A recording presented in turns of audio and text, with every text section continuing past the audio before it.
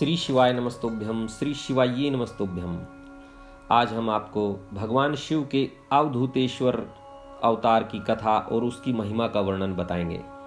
जिन्होंने चैनल को लाइक नहीं किया वो लाइक करें, सब्सक्राइब करें, कमेंट्स में हर हर महादेव अवश्य करें और शेयर भी करें। कथा सुनने से पहले जो भी माता पिता के बच्चे जो बात नहीं मानते माता पिता की, उनके लिए विशेष इस कथा में बहुत कुछ है।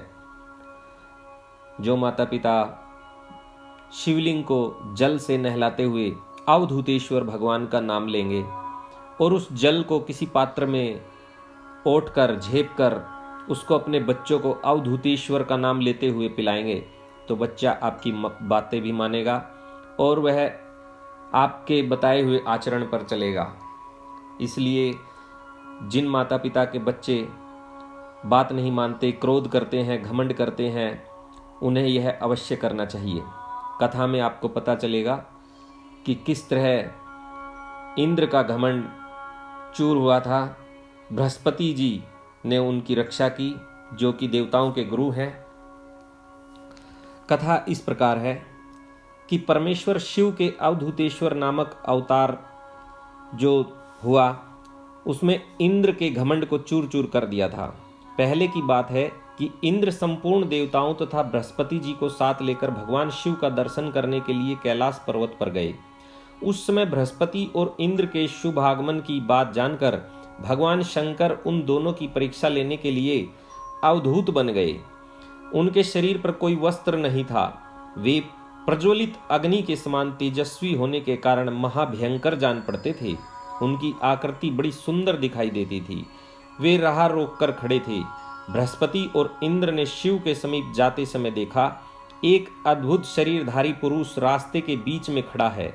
इंद्र को अपने अधिकार पर बड़ा गर्व था, इसलिए वे यह न जान सके कि ये साक्षात भगवान शंकर है। उन्होंने मार्ग में खड़े हुए पुरुष से पूछा, तुम कौन हो? इस नग्न अवधूतेश में वेश में कहां से आए हो? तुम्हारा नाम क्या है? सब बातें ठीक ठीक बताओ, देर न करो। भगवान शिव अपने स्थान पर हैं या इस समय कहीं अन्यत्र गए हैं। मैं देवताओं तथा गुरुजी के साथ उन्हीं के दर्शन के लिए जा रहा हूं।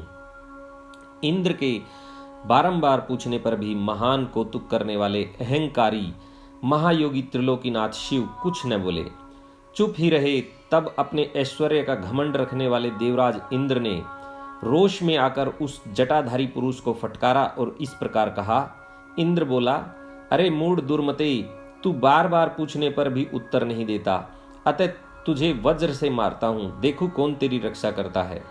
ऐसा कहकर उस पर दिगंबर पुरुष की ओर क्रोध पूर्वक देखते हुए इंद्र ने उसे मार डालने के लिए वज्र उठाया। यह देख भगवान शंकर ने शीघ्र ही उस वज्र का स्तंभन कर दिया। उनकी बाह अकड़ गई, इसलिए वे वज्र का प्रहार न कर सके। तदंतर वह पुरुष तत्काल ही क्रोध के कारण तेज से प्रज्वलित हो उठा, मानो इंद्र को जलाए देना चाहते हो। भुजाओं के स्तंभित हो जाने के कारण इंद्र क्रोध से उस सर्प की भांति जलने लगे, जैसे पराक्रम मंत्र के बल से अवरुद्ध हो गया।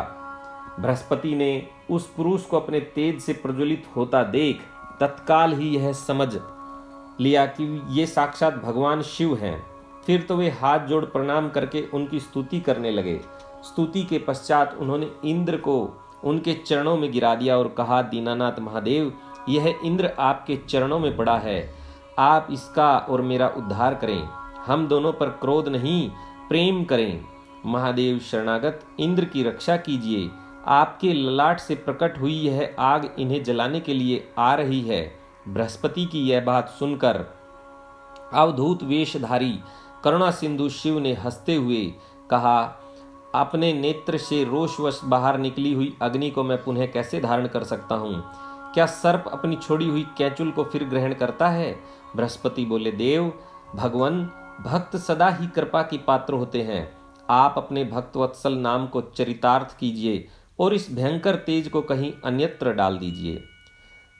तब भगवान शंकर ने कहा, देव गुरु, मैं तुम पर प्रसन्न हूँ, इसलिए उत्तम वर देता हूँ। इंद्र को जीवन दान देने के कारण आज से तुम्हारा एक नाम जीव भी होगा।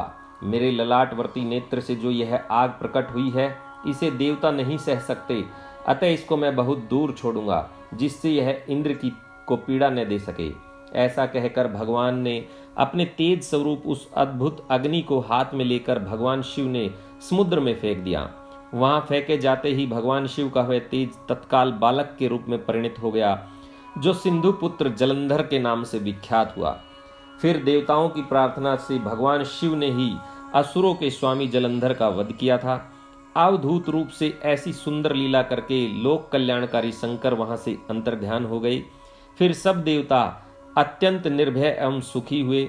इंद्र और बृहस्पति भी उस भय से मुक्त हो उत्तम सुख के भागी हुए। जिसके लिए उनका आना हुआ था, वह भगवान शिव का दर्शन पाकर कृतार्थ हुए। इंद्र और बृहस्पति प्रसन्नता पूर्वक अपने स्थान को चले गए। यही भगवान शिव के अवधूतेश्वर की कथा है। कथा आपको कैसी लगी, आप कमेंट्स में जरूर लिखकर बताएं। इसी के साथ श्री शिवाय नमस्तुभ्यम, श्री शिवाय नमस्तुभ्यम।